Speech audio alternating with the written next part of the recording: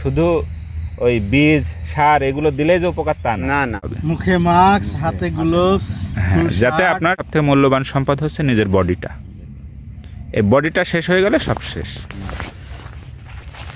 আসসালামু আলাইকুম প্রিয় দর্শক, বৃষ্টির মধ্যে আমরা মাঠ পরিদর্শনের চলে এসেছি একটি সিমের জমিতে। আমার কৃষক ভাই আমাকে বারবার করে ডাকছে, তার থেকে জানবো যে আসলে তার কি জানার ইচ্ছা বা কি সমস্যা। বা এমনি কথা বলার জন্য ডাকছেন কিনা? আচ্ছা বলেন। কথা বলার জন্য ডাকছি যে কি পরামর্শ দিচ্ছেন এখন বোনা? তাই এখন এই যে ধান রোপামন ধান, তাই না, কাটবেন তো, কাটার সময় হয়ে গেছে। এখন এই কাটার আগ দিয়ে 10-15 দিন আগ দিয়ে কিছু সরিষা ছিটাই দিলেন, মানে রিলে পদ্ধতি যাকে বলা হয়। এতে আপনার এক্সট্রা আলাদা করে সারটা দিতে হচ্ছে না, কিন্তু প্রথমে চাষও করতে হচ্ছে না, বিনা চাষে যাকে বলে। তাহলে এই বীজটা যদি ছিটাই দেন, আপনার 2-2.5 মাসের মধ্যেই আপনি সরিষাটা উত্তোলন করতে পারবেন। সেক্ষেত্রে আপনি একটা বোনাস ফসল পেয়ে গেলেন। তারপরে আপনি আবার বোরো ধান করতে পারবেন। ঠিক আছে, এটাই হচ্ছে এখন পরামর্শ। হ্যাঁ, আর পাশাপাশি যে আপনারা যে সিমের জমি আমি দেখতে পাচ্ছি, এই জমিতে আপনারা তো স্প্রে করেন, প্রচুর স্প্রে করতে হয় রোগবালাই এবং কীটনাশকের জন্য। তো স্প্রে করার সময় আপনারা নিজের শরীরকে প্রোটেক্ট করে নিয়ে তারপরে আপনারা স্প্রে করবেন। প্রোটেক্ট বলতে মানে সতর্কতামূলক কিছু ব্যবস্থা নিতে হবে। মুখে মাস্ক, হাতে গ্লোভস, যাতে আপনার শরীরে বিষটা স্পর্শ না হতে পারে বা শরীরের মধ্যে প্রবেশ করতে না পারে।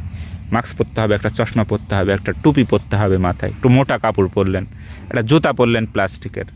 কারণ মানুষের সবথেকে মূল্যবান সম্পদ হচ্ছে নিজের বডিটা। এই বডিটা শেষ হয়ে গেলে সব শেষ।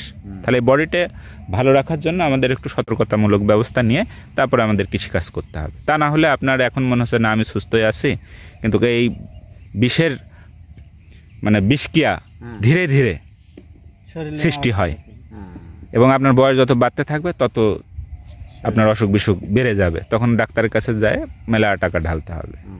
তখন মনে পড়বে আমার কথা যে আমার এই অফিসার আমাকে কি বলেছিল। ঠিক আছে, আপনি অর্থ উপার্জন করার জন্য কৃষিকাজ করছেন, কিন্তু আপনার এই কৃষিকাজ করতে গিয়ে আপনার মূল্যবান সম্পদটা আপনি নষ্ট করে ফেলছেন। তো এই জন্য আমাদের শরীরটা ভালো রাখতে হবে যাই করেন। এটাই হচ্ছে পরামর্শ। আজকে আমার সাথে পরিচিত হলেন, আমার সাথে যোগাযোগ রাখবেন। আমি যতটুকু পারি আপনাদের সহযোগিতা করব। অন্তত এটুকু ইনশিওর করতে পারি যে আপনার ক্ষতি হবে না আমার দ্বারা, উপকার ছাড়া। যদি উপকার করতে না পারি, ভালো একটা রিলেশন থাকবে, দুটা কথা বলবেন।